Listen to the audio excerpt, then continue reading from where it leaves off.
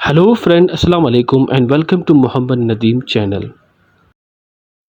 दोस्तों, 18 सेंचुरी में एक ऐसा आदमी रहता था जिसकी भूख कभी ख़त्म ही नहीं होती थी। ये आदमी अपनी भूख मिटाने के लिए किस हद तक चला गया, ये जानकर आप भी हैरान रह जाएंगे। ये हैरतअंगेज़ कहानी एक आदमी की है जिसका नाम टरार था। दोस्तों, ये 1772 की बात है जब फ्रांस के शहर लियोन में एक लड़का पैदा हुआ। इसके वालिदैन ने इसका नाम टरार रखा। दोस्तों, इस बच्चे का बचपन इसके बाकी बहन भाइयों से काफ़ी अलग था। इसके वालिदैन के मुताबिक ये 3 साल की उम्र में आम बच्चों से ज़्यादा खुराक खाता था। इसके वालिदैन इसके रोज़मर्रा खुराक देखकर बहुत ज़्यादा परेशान थे। वक्त गुजरने के साथ साथ जैसे ही इसकी उम्र बढ़ रही थी, इसके साथ साथ इसके खाने पीने के रूटीन भी अजीब होती गई। ज़्यादा खाने की वजह से इसका जिस्म तेज़ी से फैल रहा था। इसके वालिदैन इसकी वजह से अपने बाकी बच्चों के खुराक भी पूरी नहीं कर पा रहे थे। दोस्तों, जब ये लड़का 14 साल का हुआ तब तक ये 15 लोगों जितना खाना खाने लगा था। इसके घर वाले इसके खुराक से सख्त परेशान हो गए थे। ये चाहकर भी टरार के लिए रोज़ाना इतना खाना इकट्ठा नहीं कर सकते थे। दोस्तों, मजबूरन टरार ने खाना खाने के लिए बागों और खेतों में जाना शुरू कर दिया। यहाँ इसे जो भी गले सड़े फल या सब्जियाँ मिलती, ये इनसे अपना पेट भर लेता। यानी अब ये लड़का बिला झिझक कुछ भी खाने लगता था। इसके घर वाले इस पर इतना गुस्सा थे कि उन्होंने इसे घर से ही निकाल दिया। टरार अब अपनी भूख के हाथों मजबूर हो चुका था, इसीलिए अब हर गंदी सी गंदी चीज़ भी इसका निवाला बन रही थी। यहाँ तक कि अब ये आदमी मरे हुए जानवर तक भी खा जाता था। लेकिन इसी दौरान इसकी ज़िंदगी ने नया रुख ले लिया। दरअसल जेब कतरों की एक गैंग को टरार के बारे में पता चला।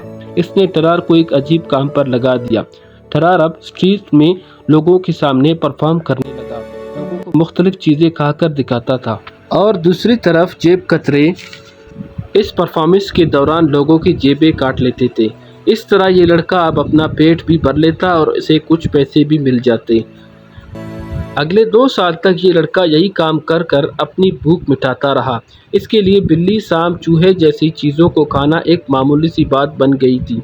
ये गटर से भी चीज़ें निकाल निकाल कर खाता था। टरार की न मिटने वाली भूख ने इसे पूरी फ्रांस में मशहूर कर दिया था।